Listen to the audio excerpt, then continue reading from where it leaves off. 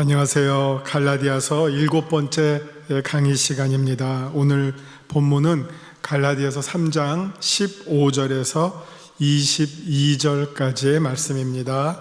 갈라디아서 3장 15절에서 22절 말씀을 먼저 봉독하겠습니다. 형제들아, 내가 사람의 예대로 말하노니 사람의 언약이라도 정한 후에는 아무도 패하거나 더하거나 하지 못하느니라. 이 약속들은 아브라함과 그 자손에게 말씀하신 것인데 여럿을 가리켜 그 자손들이라 하지 아니하시고 오직 한 사람을 가리켜 네 자손이라 하셨으니 곧 그리스도라. 내가 이것을 말하노니 하나님께서 미리 정하신 언약을 430년 후에 생긴 율법이 폐기하지 못하고 그 약속을 헛되게 하지 못하리라. 만일 그 유업이 율법에서 난 것이면 약속에서 난 것이 아니니라. 그러나 하나님이 약속으로 말미암아 아브라함에게 주신 것이라. 그런즉 율법은 무엇이냐? 범법함으로 더하여진 것이라. 천사들을 통하여 한 중보자의 손으로 베푸신 것인데 약속하신 자손이 오시기까지 있을 것이라. 그 중보자는 한 편만 위한 자가 아니나 하나님은 한 분이시니라. 그러면 율법이 하나님의 약속들과 반대되는 것이냐? 결코 그럴 수 없느니라. 만일 능히 살게 하는 율법을 주셨더라면 의가 반드시 율법으로 말미암았으리라.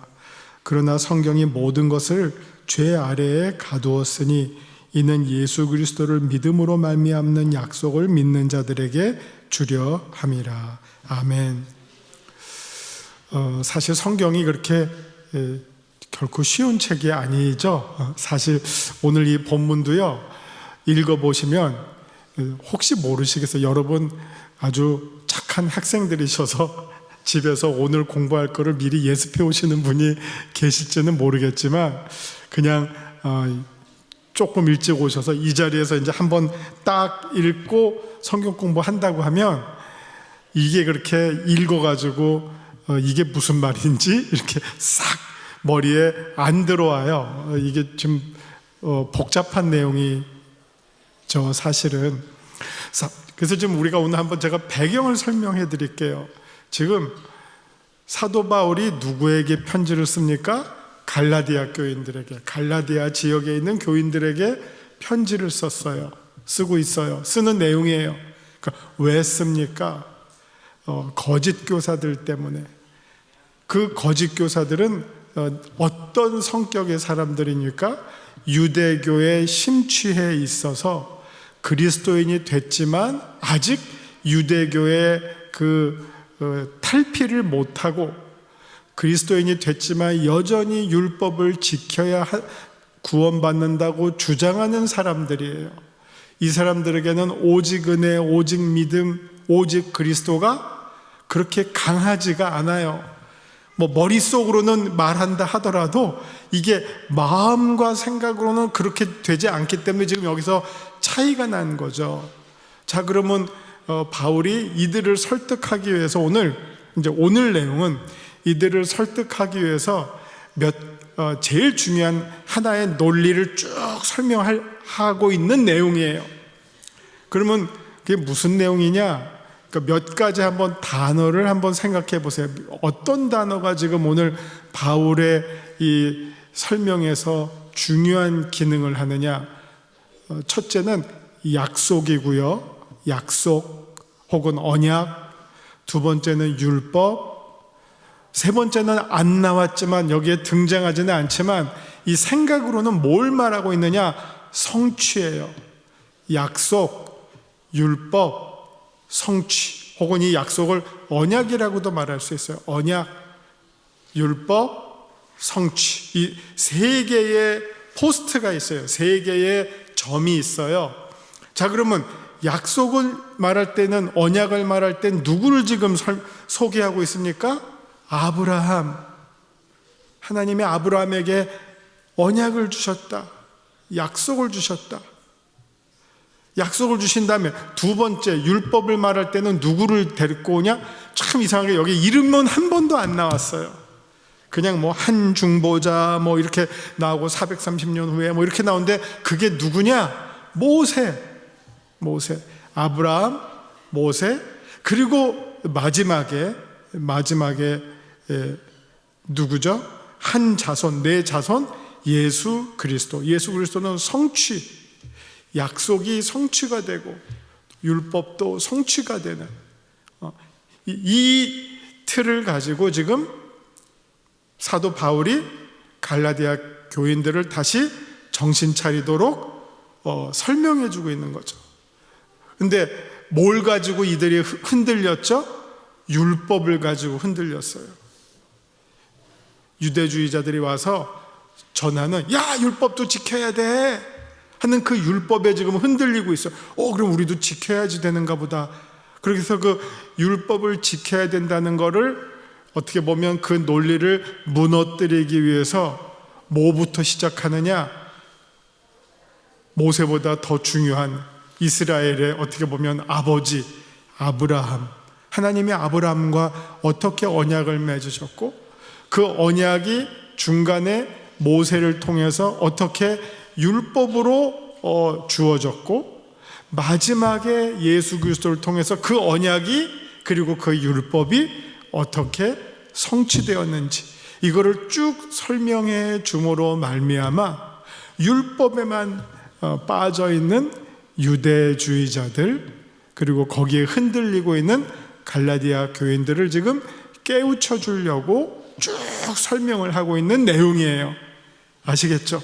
요거를 이해하셔야지 이 성경을 읽어도 이게 무슨 말이구나 아시지, 그렇지 않으면 100번 읽어도 이게 무슨 말인지 이해가 안 돼요. 그래서 그걸 먼저 제가 설명해 드리고 이제 그럼 한번 그 생각을 가지시고 우리 본문을 읽어보죠. 15절입니다. 형제들아, 갈라디아 교회에 있는 사람들이죠. 내가 사람의 예대로 말하노니, 이 말은 내가 지금 뭐 어려운 신학을 지금 설명하는 거 아니야, 교리를 설명하는 거 아니야, 그냥 우리가 흔히 살면서 지키는 상식과 예절을 가지고 내가 한번 말하겠다. 자, 그게 뭐냐? 사람의 언약이라도 정한 후에는 아무도 폐하거나 더하거나 하지 못하느니라. 이거는 한번 맺은 약속은 지켜야 된다 이 말이에요. 쉽게 말하면 한번 맺은 약속은 지키는 게 좋지. 사실 뭐 우리 3시에 만나자 했는데 4시에 나타나면 어떻게 되죠? 신뢰가 떨어지죠. 3시에 만나기로 했는데 그거보다는 좀 낫지만 다시 전화하고 우리 2시에 만날까? 하면 좀 김새죠. 그거죠. 약속은 지키라고 하는 거죠. 약속은 지키라고 하는 거죠. 자, 하나님이 아브라함과 약속을 맺으셨다. 그래서 하나님께서 그 약속을 지켜나가신다. 그 지켜나가시는 과정으로 첫째는 누가 등장하느냐? 모세가 등장하고 마지막에는 예수님이 등장해요. 이게 하나님이 아브라함과 맺은 약속을 지켜나가는 방식이에요. 그게 지금 15절에 등장하고 있는 내용이죠. 그러니까 우리는 그러니까 이제 바울이 아브라함을 통해서 모세를 한번 등장시킬 거고 예수님을 마지막에 등장시킴으로 아브라함과 하나님이 맺으신 그 언약을 어떻게 지켜나가시는지를 설명하겠구나 하는 거를 15절에서 암시해 주죠. 그래서 16절, 이 약속들은 하나님의 아브라함과 여러 가지 약속을 맺으셨어요. 12장에서는 떠나라, 그럼 내가 너에게 복 준다. 그 다음에 15절, 모든 여러 나라의 아비가 될 것이다. 여러 중요한 약속들을 하나님께서 아브라함에게 주셨는데 이 약속들은 아브라함과 그 자손에게 말씀하신 것인데 여럿을 가리켜 그 자손들이라 하지 아니하시고 오직 한 사람을 가리켜 내 자손이라 하셨으니 곧 그리스도라. 이 아브라함을 통해서 하나님은 멀리 누구까지 보고 계시느냐? 예수 그리스도까지 보고 계신다는 거죠. 이게 어떻게 보면 하나님이 왜 아브라함을 선택하셨는지를 설명해 주는 거죠. 아브라함을 선택하신 이유가, 그건 이제 문학에서는 이거를 대유법이라고 하는데요. 한 사람을 통해서 전체를 하는 거예요. 한 사람을 대표해서 전체. 지금 아브라함은 모든 선택된 사람의 대표 선수예요. 그리고 그 아브라함을 통해서 선택했던 것이 마지막에 예수 그리스도를 통해서 성취되는 이 하나님의 전체 구원의 경륜이 지금 펼쳐질 것이다. 이걸 지금 설명하고 있습니다. 17절, 내가 이것을 말하노니 하나님께서 미리 정하신 언약을 430년 후에 생긴 율법이 폐기하지 못하고 그 약속을 헛되게 하지 못하리라. 자, 하나님께서 아브라함을 선택하신 후에 시간이 몇 년이 지난 때냐, 요 때가 지금 어느 때가 바울이 살던 때가 아니에요. 갑자기 이게 430년이 튀어나오니까 이게 도대체 뭐지? 성경에 사실 이런 표현은 흔치 않아요. 430년 후에 아브라함 얘기하다가 갑자기 430년 후에 그럼 뭐지? 하는데 아브라함 후에 430년 후에 누가 등장했느냐? 모세의 시대예요. 하나님께서 아브라함을 부르신 후 430년 후에 모세에게 율법을 주셨다 하는 거예요. 그리고 그 율법을 주신 행위는 하나님이 아브라함에게 하셨던 약속을 폐기하는 행위가 아니라 이어가기 위한 행위였다. 그 말이에요. 그러니까 율법은 이 약속을 이어가는 행위예요. 마치 너 여기서부터 저쪽까지 가. 근데 그쪽 가는 길을 알려주는 게 율법이에요. 예수님까지 올 수 있도록 길을 알려주는 게 율법이었어요. 길을 안내해 주는 거. 그래서 우리 다음 장에는 그거를 뭐라고 표현하냐면은 초등교사, 율법은 초등교사. 우리 옛날 성경에는 몽학선생이라고 했잖아요. 초등교사, 길을 알려주는 행위예요. 근데 여러분 그거를 구분하셔. 길을 안내해 주는 것과 그 길은 다르죠. 길을 안내해 주는 거는 어떻게 보면 표지판이에요. 표지판. 그러나 표지판은 길을 안내해 줄 뿐이지 표지판이 길은 아니에요.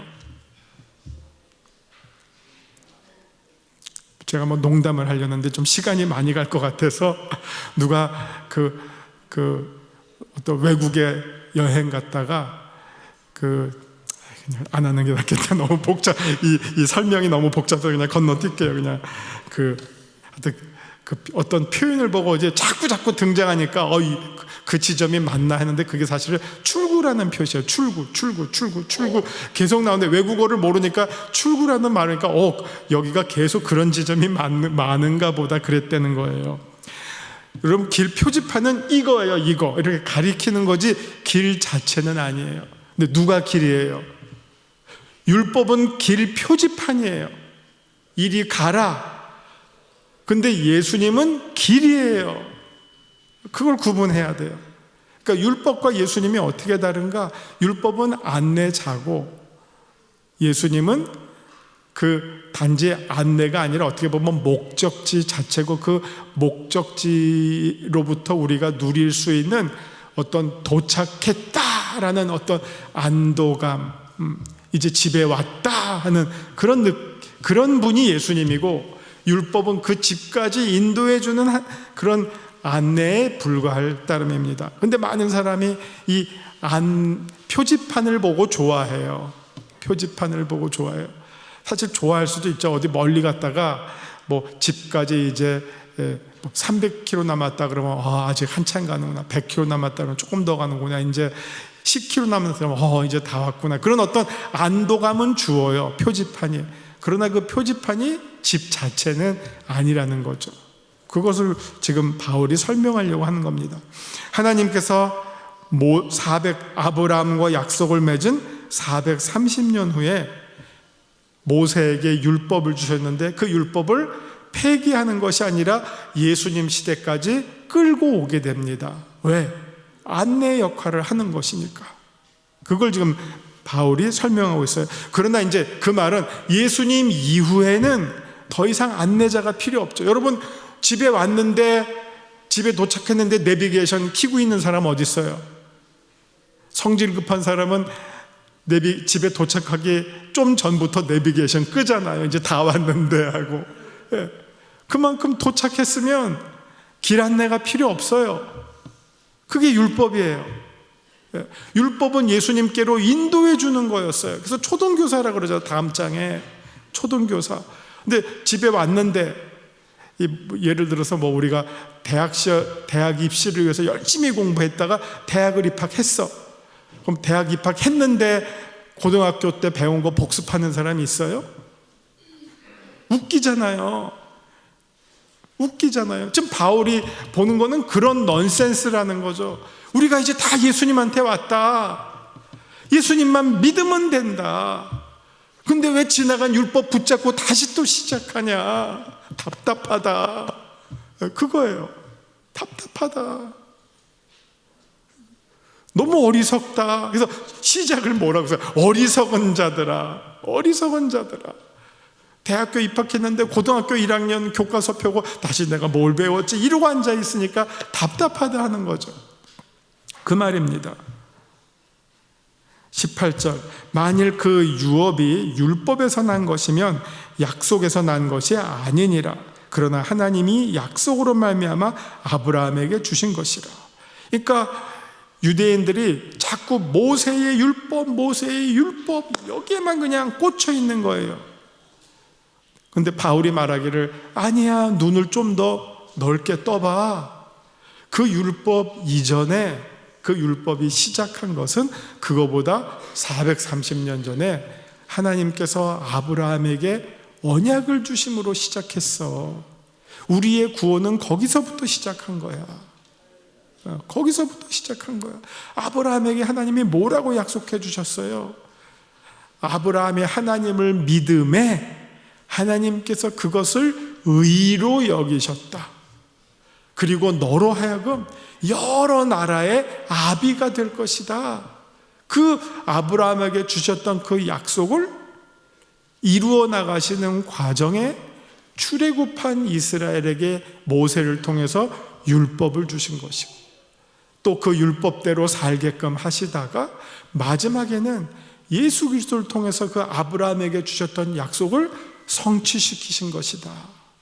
따라서 이제 더 이상 율법은 마치 여러분 로켓 쏘는 거 보시잖아요. 그러면 로켓가 딱 발사할 때 1단, 2단 뭐 이런 거 있어요. 1단이 있고 2단이 있어요. 최소한 3단도 있는지는 모르겠지만 1단, 2단은 있어요. 그래서 1단은 처음에 뭐 대기권을 뚫고 나갈 때 쓰는 연료가 1단에 저장돼 있어요. 그러면 대기권 통과했어. 그러면 그건 떨어져 나가 버려. 그 다음 어디에 2단은 그 대기권 밖을 운행할 때 쓰는 에너지예요. 쭉 그걸로 지구 뱅뱅 돌아요. 그럼 마지막에 뭐 지구상에 다시 돌아올 때는 어떻게 하죠? 다 버려요. 몸체만 떨어지면 되는 거예요. 그때 필요한 것이 그때 있을 뿐이라는 거죠. 그러나 그 로켓은 다시 돌아오잖아요. 그냥 사라져버린 게 아니라. 그런 것처럼 하나님께서 아브라함에게 주셨던 그 언약은 어떻게 보면 모세가 1단 로켓 역할을 할 수 있죠. 그래서 모세가 준 율법을 통해서 또 잘 뻗어나갔어요. 언제까지? 예수님 오실 때까지. 그러자 예수님이 딱 오시니까 이제 됐어 하고 사명 완수했다는 거예요. 이게 이제 율법의 신학자들이 말하는 율법의 두 번째 기능이에요. 첫 번째 기능은 조금 강의를 할게요. 율법의 첫 번째 기능은 그 시민법적 기능이에요. 왜냐하면 모든 율법이 공공의 질서를 유지하는 데 도움이 되잖아요. 도둑질하지 말라, 간음하지 말라, 거짓 증거하지 말라. 이게 다 우리가 공동생활, 사회생활할 때 필요한 일반 법들이에요. 그게 율법의 첫 번째 기능이에요. 근데 율법의 두 번째 기능이 뭐냐? 그게 이제 오늘 나오는 건데 죄를 깨닫게 하는 기능이에요. 자, 이걸 보세요. 율법은 우리를 구원해 주는 기능이 아니라 구원에 필요한 죄를 깨닫게 해주는 기능이에요. 구원은 누가 완성시켜 줍니까? 율법이 완성시켜 주는 게 아니에요. 예수님이 완성시켜 주는 거예요. 모세가 완성시켜 주는 게 아니에요. 예수님이 완성시켜 주는 거예요. 율법을 지킴으로 우리의 구원이 완성되는 게 아니라 예수님을 믿음으로 구원이 완성이 되는 거예요. 그럼 율법은 뭐 하는 건데? 내 힘으로 안 되겠구나. 내가 율법을 지키려고 아무리 애써도 번번이 넘어지는구나. 결국 이 율법을 통해서 내가 어떤 존재임을 깨닫게 되는가? 나는 연약한 존재구나. 나는 절대로 스스로 완전해질 수 없는 존재구나. 나는 늘 유혹에 넘어지고 죄에 넘어질 수밖에 없는 무력한 존재이구나. 누가 이 사망의 음침한 골짜기에서 구원해 줄 수 있을까? 나를. 그럴 때 예수님이 나를 구원해 주시는 거예요. 우리의 목자 되시는 예수님이 우리를 사망의 음침한 골짜기에서 구원해 주시는 거예요. 율법은 나로 하여금 죄를 깨닫게 해주는 기능이에요. 이걸 신학적 기능이라, 아까는 시민적, 법적 기능이라고 했다면 이 두 번째는 신학적 기능이에요. 그러면 그 기능이 뭐냐? 죄를 고발하고 죄를 깨닫게 해주는 기능이에요. 아, 내가 죄인이구나. 나 오늘도 또 나도 모르게 또 거짓말했네. 내 눈이 또 범죄했네. 내 마음이 또 범죄했네. 이거 율법에서 하면 안 되는데 또 하고 말았네. 그래서 그 죄 짓는 자기를 합리화시켜 나가라는 게 아니라 자기를 정확하게 보라는 말이에요. 내가 이런 존재구나. 그러면 이런 내가 어떻게 구원받을 수 있지? 아까 말씀드린 길 안내는 길이 아니에요. 율법은 안내자예요. 그러면 그 안내가 누구를 향해서 이렇게 손가락 가리키고 있습니까? 예수 그리스도가 우리의 안내자다. 우리를 구원해 주실 유일한 분이시다. 율법이 그거를 한다는 거예요. 근데 지금 갈라디아 교인들은 유대주의자들에게 다시 넘어가서 예수님에게 와 있는 사람들을 거꾸로 돌이켜서 율법으로 데리고 가고 있으니 바울이 얼마나 답답해요. 이게 완전히 다 순 죽에 코 풀든지 재를 뿌리는 짓이죠. 이게 뭐 하는 일이죠? 그러니까 너무 열받았겠죠. 그래서 지금 불이 펄펄 나서 지금 이 편지를 쓰고 있는 겁니다. 19절.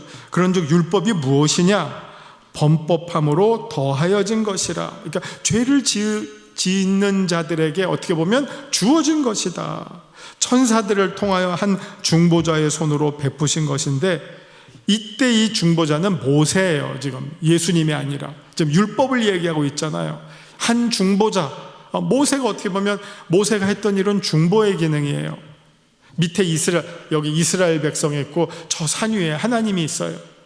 모세가 한 일은 들락날락, 오르락내리락 중간자 역할. 이스라엘 잘 재밌어요. 모세가 한 일을 보면 그거 참 재밌어요. 이스라엘이 갖고 있는 문제를 모세가 짊어지고 하나님께 올라가서 질문하고 하나님이 주신 답을 받아서 이스라엘에게 다시 가르치고 전했던 요 중간 역할을 했어요. 중간 역할. 근데 그걸 더 자세하게 보면 모세의 특징 가운데 하나가 뭐냐면 이쪽 사람들의 말을 잘 들었어요. 이스라엘의 말을 잘 들었어요. 그냥 자기 선에서 무슨 이딴 질문을 해 끊어버릴 것도 있었지만 그거를 잘 듣고 하나님께 가져가서 그대로 물었어요. 대표적인 게 민수기 36장에 나오는 슬로보앗의 딸들의 유산 문제였어요. 당시 여자들은 유산을 받을 수가 없었어요. 근데 슬로보앗의 5 딸들이 너무 억울한 거예요. 자기는 딸들밖에 없는데 아버지가 돌아가시면서 모든 유산이 자기들이 못 받게 되니까 모세한테 와서 우리도 유산 받게 해주세요. 당시 율법에 어긋난 거예요. 그러면 모세가 이거 율법에 안 돼. 자르면 끝이에요. 그런데 모세가 어떻게 했느냐?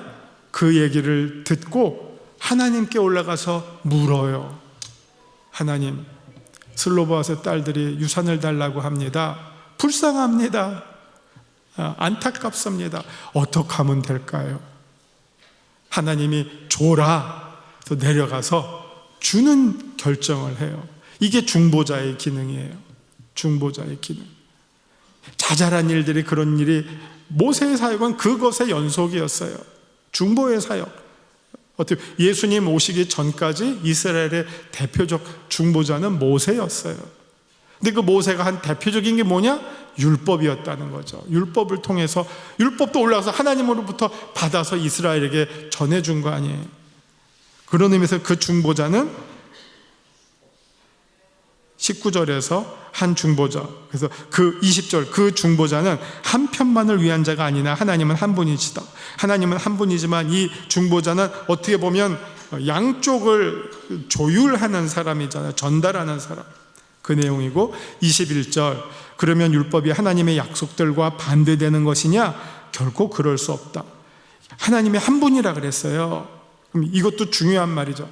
하나님의 한 분이니까 그 약속도 한 분으로부터 나왔고 율법도 그 한 분으로부터 나왔어요. 뿌리가 같아요. 출처가 같아요. 이 말은 뭡니까? 하나님의 큰 한 뜻을 가지고 약속도 주어진 것이고 율법도 주어졌다는 그런 말이 된다는 거죠. 하나님께서 한 입 가지고 두 말씀, 다른 말씀을 여기선 이렇게 얘기하고 저기선 저렇게 하는 게 아니라 아브라함한테는 이렇게 얘기하고 모세한테는 또 뒤통수 치는 저런 얘기한 게 아니다. 다 하나님 같은 뜻으로 주시는 약속이었고 율법이었다. 이 두 개가 충돌하지 않는다를 말씀하고 있는 거예요. 그걸 설명해 주고 있는 거예요. 하나님이 아브라함에게 주신 언약과 모세에게 주신 율법은 다 한 분 하나님으로부터 주신, 어떻게 보면 은혜의 말씀이었고 진리의 말씀이었다. 그러니까 이게 율법을 근본적으로 부정하고 배척하는 바울의 태도가 아니에요. 다 하나님으로부터 왔는데 왜 배척을 해요? 율법의 좋은 점을 지금 인정을 하고 있는 거예요. 그러나 때가 참에 더 이상 그것에 연연하고 얽매일 필요는 없다. 그걸 말씀하고 있는 겁니다. 자, 21절. 그러면 율법이 하나님의 약속들과 반대되는 것이냐? 전혀 아니다. 만일 능히 살게 하는 율법을 주셨더라면 의가 반드시 율법으로 말미암았으리라. 그러나 성경이 모든 것을 죄 아래에 가두었으니 이는 예수 그리스도를 믿음으로 말미암는 약속을 믿는 자들에게 주려 함이라. 이것을 통해서 약속, 율법, 그 다음에 성취, 아브라함, 모세, 예수 그리스도, 완벽하게 소위 교통정리를 깔끔하게 해주는 바울의 설명을 보게 됩니다. 여기까지 할게요. 기도합니다. 하나님, 오늘 또 사도 바울을 통해서 귀한 진리의 말씀을 또 우리가 깨닫게 하시니 감사드립니다. 우리가 한 하나님, 한 예수 그리스도, 한 믿음의 공동체를 이루며 살아가고 있습니다. 자, 우리가 믿음의 공동체, 사랑의 공동체, 은혜의 공동체로서 하나님 주신 은혜들을 귀하게 여기며 정말 빛의 자녀로 이 세상을 승리하며 그리스도의 증인으로 살아가는 영색교회 성도님들 다 되게 하여 주옵소서. 예수님 이름으로 기도합니다. 아멘.